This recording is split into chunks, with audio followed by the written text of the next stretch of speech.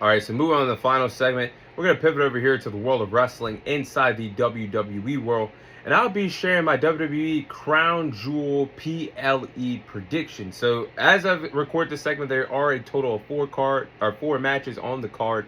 There could be another one added earlier this week, but I'll be going over the 4 matches that are already announced for the PLE. So starting off, we have some women's tag team action between Rhea Ripley and Io Sky. They'll be teaming up to take on the team of Asuka and Kairi Sane. Now, the story here on the red brand of Monday Night Raw is Asuka and Kairi Sane turning on their former Damage Control partner in Io Sky.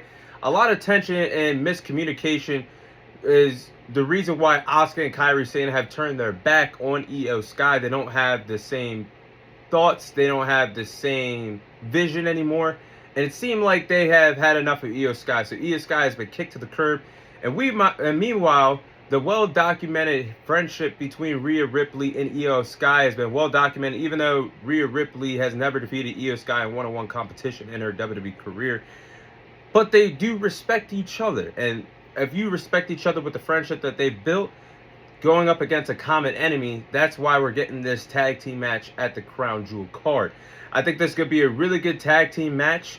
If this is the opener, you can't go wrong with this being the opener. I think this is going to be a really good match.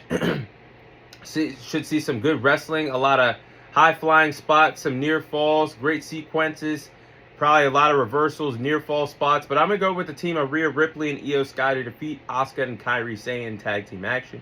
Should be a really good tag team match, but I feel like Rhea Ripley and Io Sky could benefit getting the victory more than Asuka and Kairi Sane right now in the red brand of Monday Night Raw. So for the next match, again, going back to the women's division, you'll have the women's world champion, Stephanie Valkyrie, going up against Tiffany Stratton, the other women's world champion.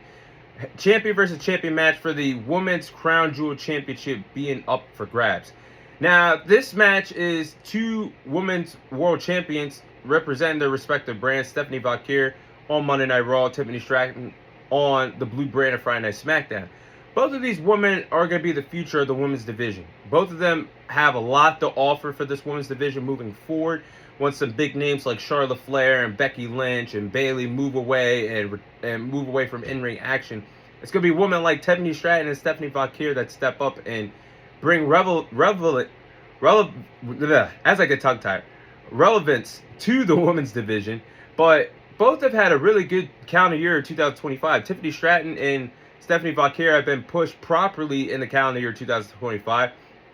You look at Tiffany Stratton's women's world title run that started in the beginning part of 2025. I mean, she's defeated women like Nia Jax, Bayley, Charlotte Flair at WrestleMania, Trish Stratus, a Hall of Famer, one of the greatest of all time, and Jade Cargill during this women's world title run on SmackDown. Then you look at what Stephanie Valkyrie has accomplished. Stephanie Valkyrie is the first ever double champion to ever hold the women's NXT champion and North American championships simultaneously. She's one of the most popular stars, has barely been with the company for a year now, and she just became the women's world champion at WrestlePalooza, defeating Io Sky, a former women's world champion in her own right.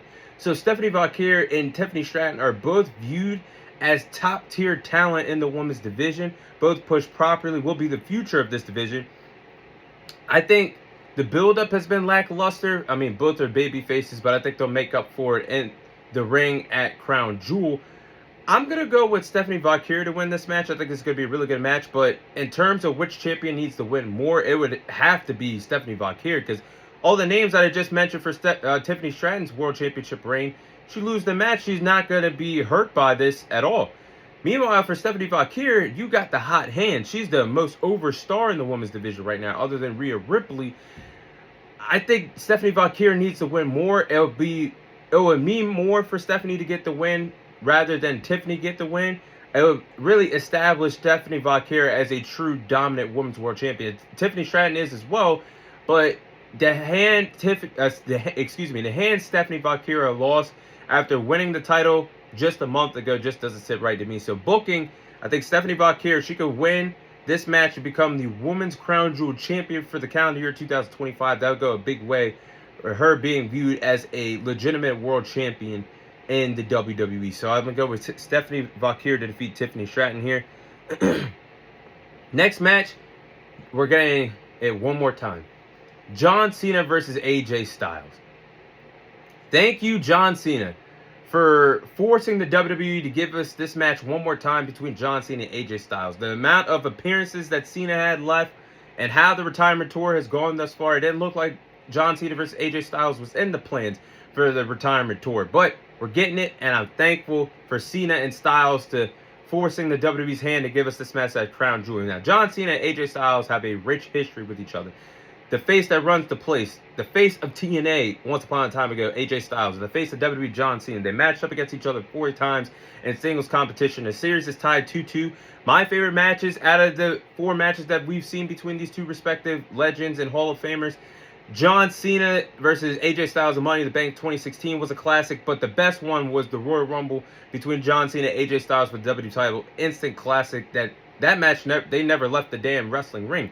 But they have great in-ring chemistry with each other. There's going to be a lot of great spots, a lot of near falls. They might hit each other's own finishers on each other. But give me John Cena to win this match against AJ Styles. I think John Cena needs the victory more than AJ Styles. He only has a few appearances left, and we don't know what's going to be in store for Cena's final run. We're at, 6 to 5 appearances left.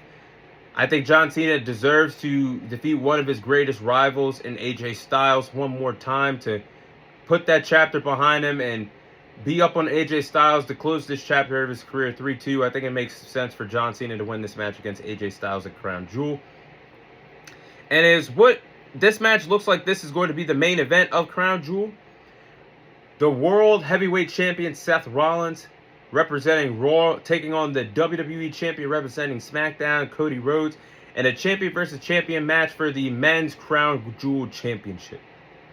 Now, there is some history between Cody Rhodes and Seth Rollins, and the rivalry that has dated back to 2022 when Cody Rhodes returned to the WWE has been great. There are 3 one-on-one matches. Cody Rhodes actually swept Seth Rollins in the calendar year 2022. Did it at WrestleMania, did it at Backlash, and did it at Hell in a Cell in 2022 where Cody Rhodes defeated Seth Rollins with a torn pec inside Hell in a Cell. So, fast forward to them joining forces at WrestleMania 40 to destroy the Bloodline. I mean, they teamed up with each other at WrestleMania 40 Night 1 in the main event to take on Roman Reigns and The Rock.